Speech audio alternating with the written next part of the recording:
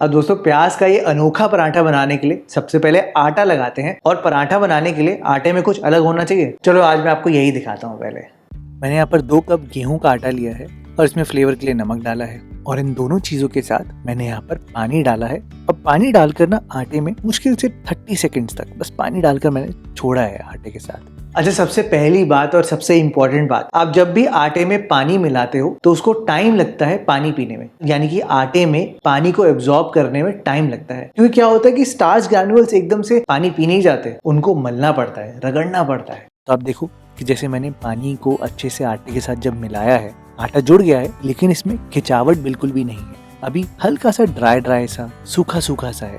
तो आटे में लोच लगानी बहुत ज़रूरी है, यानी कि उसको मलना बहुत ज़रूरी है, लेकिन उसकी टेक्निक भी ठीक होनी चाहिए। तो आप आटे को एक बार ऐसे मुक्के मार कर फ्लैट कर देना और फिर थोड़ा सा पानी लेकर, बहुत थोड़ा सा पानी लेकर आटे के अंदर तक पानी को मिलाना। ये देखो आप, बिल्कुल ऐसे। आपने कई बार देखा होगा कि आटे को ऐसे खींच कर लगाते हैं। खींच कर लगाने का लॉजिक ही यही है कि आटे में एक खिंचावट आए। आप अभी अगर देखोगे तो आप देखना, अगर मैं आटे को अब खींच रहा हूँ तो उसमें हल्की खिंचावट आ रही है। तो ऐसे करना बहुत जरूरी है दोस्तों। जितना आप अच्छे से खींचोगे उतना ही अच्छा आटा आपका लगेगा। अगर आप आटे में शुरुआत में घी डालते हो, यानी कि मोइन डालते हो, तो वो हमेशा खस्ता बनता है। और अगर आप एकदम एंड में घी डालते हो या कोई भी तेल डालते हो तो आटा लंबे टाइम तक सॉफ्ट रहता है। और उसका साइंटिफिक रीजन तो यही है कि जो मॉइस्चर है वो एक ग्रैन्युल में लॉक हो जाता है घी की वजह से। तो मैंने क्या किया है कि एंड में घी डाला है और घी के साथ अच्छे से 2 मिनट तक मला है और आटे को। और अब आप देखो, ये वही आटा है, लेकिन अब इसमें खिंचावट है, नरम है आटा। और जब हम इसको रेस्ट करेंगे ना दोस्तों, तो ये और भी ज़्यादा ढल जाएगा। अगर मैं आपको एक एग्जांपल दूं तो आप ये सोचो कि जब हम एक्सरसाइज करते हैं तो मसल्स पंप अप हो जाती है और जब उनको रेस्ट देते हैं तो वो रीबिल्ड होती है। बिल्कुल आटे में भी ऐसा होता है। उसने पहले मेहनत करी अच्छे से, अब उसको आराम देना जरूरी है ताकि वो थोड़ा सा ढल जाए और सेट हो जाए। तो आप हल्का सा तेल लगाना और इसको रेस्ट करने के लिए छोड़ देना। और जो एक खिंचावट है ना, इस वजह से ही जो स्टफिंग है वो आटा होल्ड कर पाएगा और फटेगा नहीं। इन छोटी बातों से आपके रिजल्ट में बहुत फर्क पड़ेगा दोस्तों।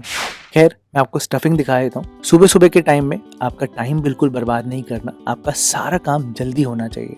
तो प्याज आप यहाँ पर लच्छों में काट लेना, स्लाइसेस में। हाँ, लेकिन काटने से पहले इनकी रूट जरूर निकाल लेना ताकि एक लच्छा अलग हो जाए प्याज का। यहाँ पर बाइंडिंग के लिए आप आलू का भी इस्तेमाल कर सकते हो, लेकिन मैंने यहाँ पर स्पेसिफिकली पोहे का इस्तेमाल किया है। प्याज में क्या होता है कि पानी बहुत होता है और जब भी वो नमक के कांटेक्ट में आएगा तो ऑस्मोसिस की वजह से वो पानी अपना छोड़ना शुरू कर देगा। तो यहाँ पर जो पोहा है वो बहुत काम आएगा, बेस्ट फ्रेंड बन जाएगा ये प्याज का और उसको पूरा फुल सपोर्ट देगा। हाँ, लेकिन पोहे को नरम करने के लिए आप इसको बस 30 सेकेंड्स के लिए पानी में रखना और फटाफट से फिर पानी ड्रेन आउट कर देना। इसी टाइम पर आप पोहे में नमक डालना, चीनी डालना और हल्दी डालना। 30 सेकेंड्स और के लिए इसको छोड़ देना। पोहे में इतनी पावर होती है कि वो सारा पानी एब्जॉर्ब करेगा और सारे फ्लेवर भी एब्जॉर्ब कर लेगा।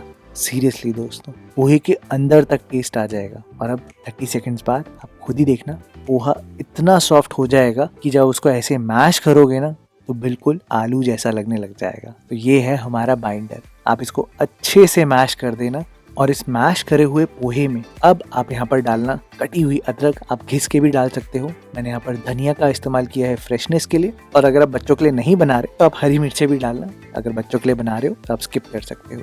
फिर मैंने यहाँ पर प्याज के लच्छे डाल दिए हैं और इसमें फ्लेवर देने के लिए मैंने यहाँ पर हल्की सी कश्मीरी लाल मिर्च पाउडर डाला है, भर के धनिया पाउडर डाला है, खट्टेपन के लिए चाट मसाला, अगर चाट मसाला नहीं है तो आप आमचूर डाल सकते हो। उसके साथ साथ गरम फ्लेवर के लिए काली मिर्च और लाल मिर्च का पाउडर। और बस इन सब चीजों को आप अच्छे से मिला देना। आपका क्वेश्चन ये है कि भरत भाई इसमें अभी तक नमक तो डाला ही नहीं, तो नमक आप अभी बिल्कुल मत डालना। सारी चीजें मिलाने के बाद एकदम एंड में आप नमक डालना। जब भी आप पराठे की स्टफिंग बना रहे हो ना दोस्तों, तो याद रखना कि मसाला, मिर्च, नमक ये थोड़ा सा तेज ही होना चाहिए स्टफिंग में, तभी उसका बैलेंस बैठ पाता है आटे के साथ। और आटे की बात कर रहे हैं तो मैं आपको दिखा देता हूँ कि 15-20 मिनट बाद जैसे ही आटा ढल गया है तो आप देखो क्या लचक आई है आटे में। आय हाय हाय, अब तो आपका पराठा कहीं से फटने वाला ही नहीं। ये यूनिक पराठा बनाना बहुत सिंपल है। आप बस एक लोई लेना आटे की, उसमें थोड़ा सा सूखा आटा लगाना, और उसकी एक चपाती सी बना लेना, ताकि ये प्याज का पराठा फटे ना और करारा बने। तो मैं इसको इस टेक्निक से बनाता हूँ। आप देखो, इस रोटी में 4 कोने हैं, मैंने इनको ऐसे डिवाइड कर दिया है। आप ऐसे चाकू से काट मत लेना, मैंने सिर्फ आपको दिखाने के लिए किया है। 3 कोनों में मैंने यहाँ पर हल्का सा तेल लगा दिया है। आप चाहो तो आप घी भी लगा सकते हो, वो बिल्कुल आपके ऊपर है। हाँ, लेकिन ध्यान रखना कि जो एज होगी ना, एज पे आप तेल मत लगाना, क्योंकि उस एज से हम जोड़ेंगे। ये जो कोने कोने हैं ना, इनसे हम जोड़ेंगे। तो आप देखो, मैंने 3 खानों में तेल लगाया है, लेकिन एक जो खाना है वो छोड़ दिया है बिल्कुल। उस जगह पर आप यहाँ पर भरकर स्टफिंग डाल देना। ये देखो ऐसे। आप इस पराठे में एकदम भर भर के स्टफिंग भी डाल सकते हो या ठीक ठीक स्टफिंग भी डाल सकते हो, वो मैं आपके ऊपर छोड़ देता हूँ, क्योंकि ये पराठा फटने नहीं वाला बेलते टाइम भी।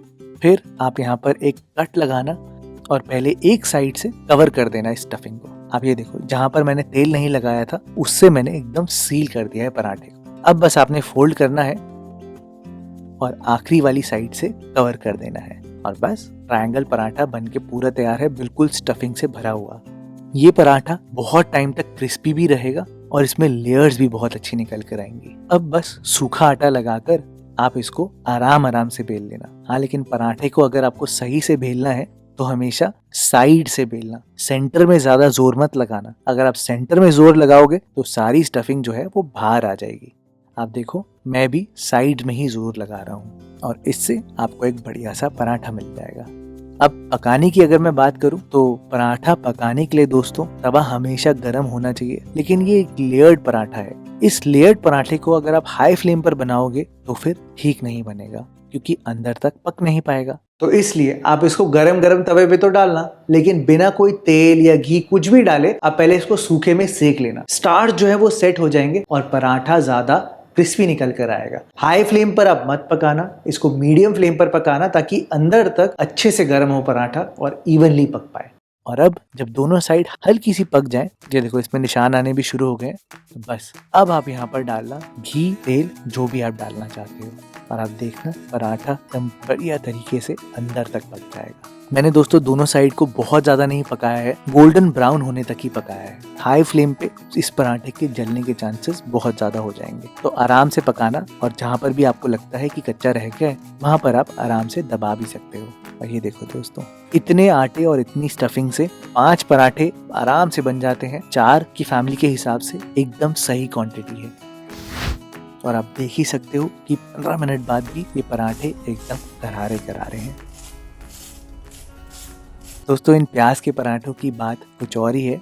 आप ये एक बार जरूर बनाकर देखना। और मेरे घर में मुझे बोलते हैं प्रिंस ऑफ पराठा।